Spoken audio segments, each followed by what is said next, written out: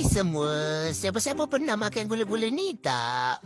Mami cakap gula-gula ni Mami selalu makan time Mami kecil-kecil dulu.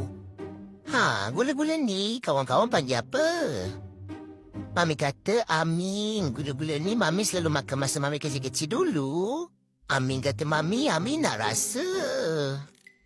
Lepas tu Mami pun buka sikit untuk Amin bagi rasa. Mami kata Amin tak boleh makan banyak-banyak. Okey Mami.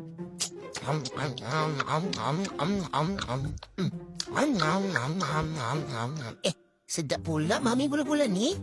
Lagi sedap ni daripada kibas Amin ni kalau macam ni. Kalau makan ni hari-hari tak boleh ke Mami? Mami kata, amboi Amin mana boleh makan ni selalu. Kucing tak boleh makan manis-manis. Okeylah Mami, okeylah. Hihi, kawan-kawan, siapa pernah makan gula-gula ni? Cuba komen kat bawah kawan-kawan panggil gula ni apa? Amin panggil gula-gula susu.